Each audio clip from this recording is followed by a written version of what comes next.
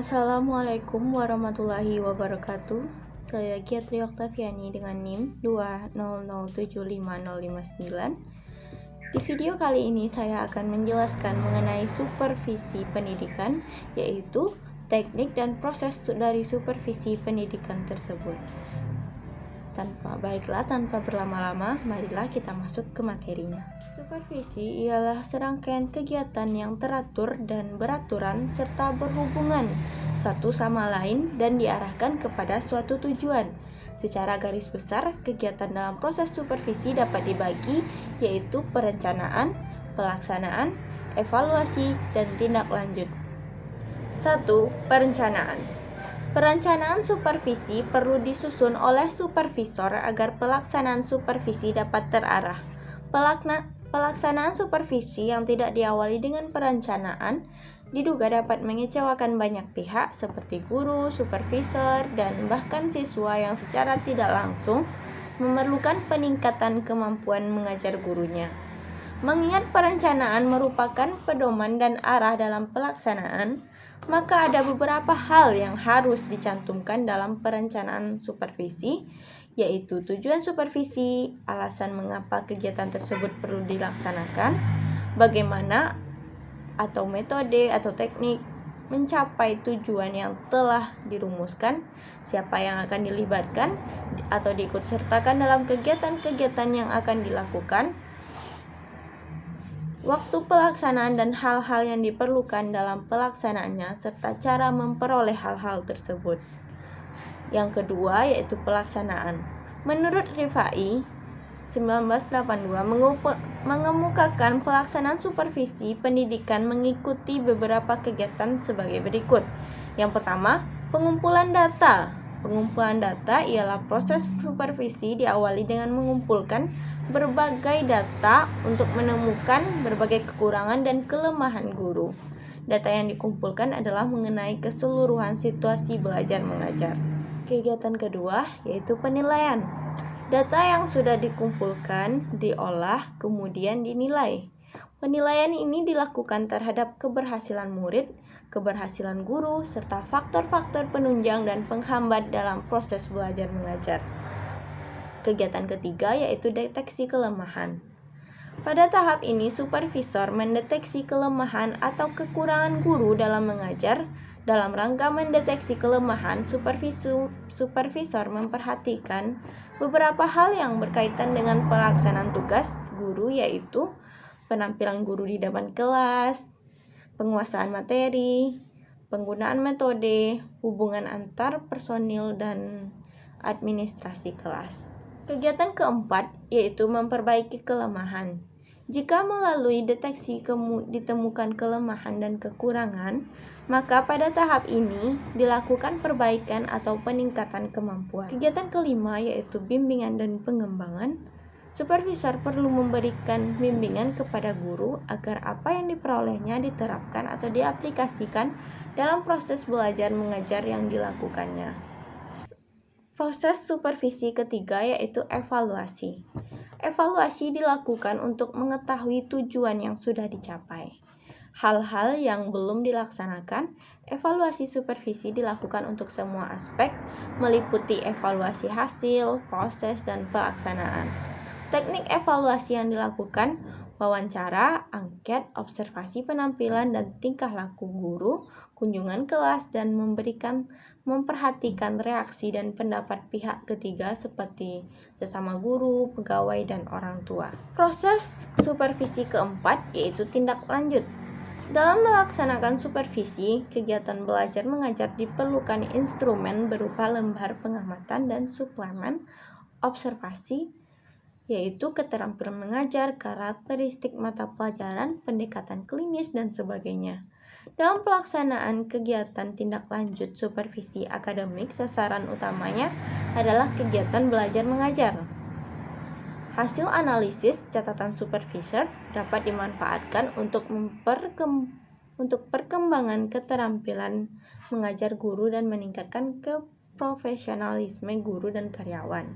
Setidak-tidaknya dapat mengurangi kendala-kendala yang muncul atau yang akan muncul.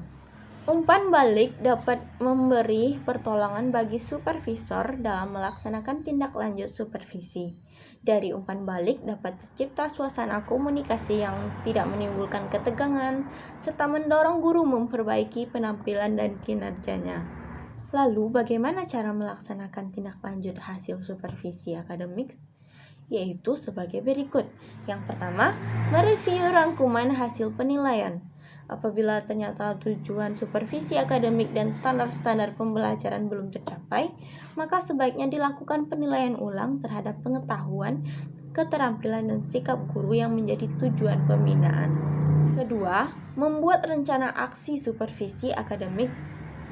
Yang ketiga, mengimplementasikan rencana aksi tersebut pada masa berikutnya. Ada 5 langkah pembinaan kemampuan guru melalui supervisi, yaitu menciptakan hubungan yang harmonis, analisis kebutuhan, mengembangkan strategi dan media, menilai, dan revisi. Pembahasan selanjutnya yaitu teknik supervisi pendidikan. Apa saja teknik supervisi pendidikan? Baiklah, yang pertama yaitu individual teknik. Teknik supervisi yang bersifat individual dipergunakan apabila orang yang disupervisi dihadapi secara perorangan. Biasanya dilakukan terhadap individu-individu yang mempunyai masalah khusus dan bersifat pribadi.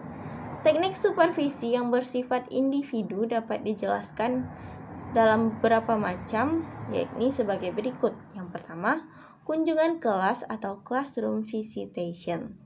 Untuk mengetahui lebih dekat atau nyata tentang belajar mengajar guru di kelas, seorang kepala sekolah, penilik pengawas biasanya mengadakan kunjungan pada setiap kelas di mana guru-guru sedang mengajar. Tujuannya untuk menolong guru-guru memecahkan kesulitan-kesulitan yang mereka hadapi dan mempelajari sifat dan kualitas cara belajar anak dan bagaimana guru membimbing murid-muridnya. Teknik supervisi dalam bentuk kunjungan kelas ini dapat dibagi atas. Yang pertama, kunjungan tanpa pemberitahuan sebelumnya. Yang kedua, kunjungan dengan pemberitahuan sebelumnya. Yang ketiga, kunjungan atas dasar undangan guru. Teknik individu kedua yaitu observasi kelas atau classroom observation. Observasi kelas biasanya dilakukan melalui 2 cara, yaitu dengan cara observasi langsung atau directed observation, yakni supervisor mengobservasi langsung guru yang mengajar di kelas. Ini berarti supervisi harus atau berada sama-sama dengan guru di dalam kelas. Observasi dapat pula dilakukan dengan cara tak langsung atau indirect observation, yakni supervisor dibatasi oleh ruang kaca di mana guru dan murid-muridnya tidak mengetahuinya atau dengan alat seperti kamera yang dapat dipantau dari jarak jauh. Tujuan dari observasi ini ialah menemukan kesulitan-kesulitan yang dialami guru dalam proses pembelajaran sehingga dapat ditemukan solusi dari kesulitan tersebut. Teknik individu ketiga yaitu percakapan pribadi atau individual conference.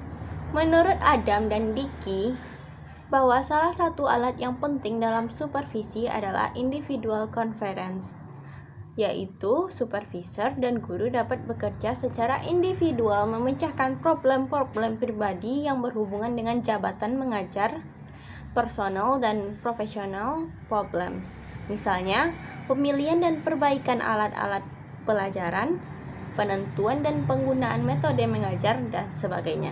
Teknik individual keempat yaitu saling mengunjungi atau intervisitation. Intervisitation ialah saling mengunjungi antara rekan guru yang satu dengan rekan guru yang lain yang sedang mengajar untuk saling memberi dan menimba pengalaman di antara sesama rekan guru di sekolah. Teknik individual kelima yaitu menilai diri sendiri atau self-evaluation checklist. Self-evaluation adalah suatu teknik supervisi individual yang paling objektif tetapi yang paling sukar untuk dilakukan. Apalagi jika dilakukan dengan kesadaran yang penuh untuk melihat kemampuan diri sendiri dalam menyajikan bahan pelajaran. Menilai orang lain rasanya mudah dilakukan, tetapi untuk menilai diri sendiri kadang-kadang tak mampu melaksanakannya. Padahal yang paling tahu diri kita sendiri ialah kita sendiri dan bukan orang lain. Teknik selanjutnya yaitu teknik kelompok atau group techniques. Teknik supervisi dalam bentuk kelompok adalah teknik supervisi yang digunakan bersama-sama antara supervisor dan guru-guru. Supervisi ini terdiri dari berbagai jenis, yaitu yang pertama, pertemuan orientasi bagi guru baru atau orientation meeting for new teacher. Pertemuan orientasi adalah salah satu bentuk pertemuan yang bertujuan mengantar guru-guru, terutama guru-guru baru, untuk memasuki suasana kerja. Demikian pula terhadap guru-guru yang baru mengemangku jabatan baru dalam struktur organisasi sekolah. Yang kedua, kegiatan kelompoknya yaitu rapat guru. Rapat guru adalah merupakan salah satu teknik supervisi untuk memperbaiki situasi belajar mengajar di sekolah.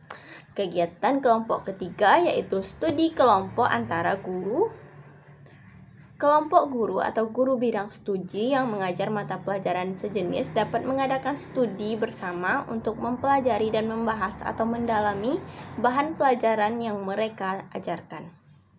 Kegiatan kelompok keempat yaitu tukar-menukar pengalaman atau seminar. Asumsi yang melatar belakangi teknik ini ialah bahwa guru-guru pada umumnya adalah orang-orang yang berpengalaman dalam bidangnya masing-masing, sehingga memungkinkan diadakan tukar-menukar pengalaman di antara mereka, saling memberi dan menerima, dan saling belajar di antara mereka untuk memperoleh pengalaman-pengalaman baru yang bermanfaat dalam tugas mereka.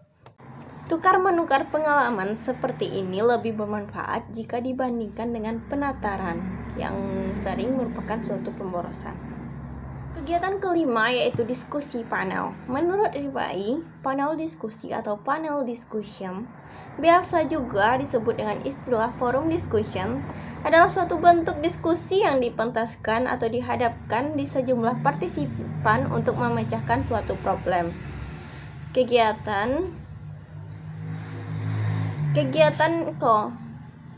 Teknik kelompok keenam yaitu buletin supervisi.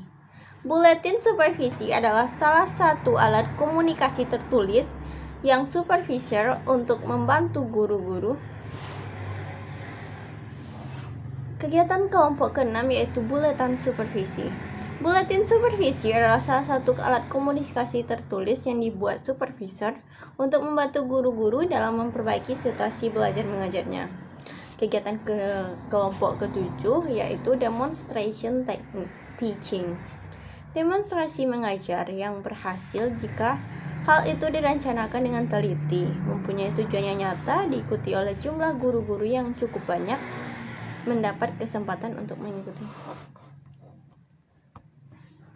Kegiatan ketujuh yaitu demonstrasi teaching atau demonstrasi mengajar.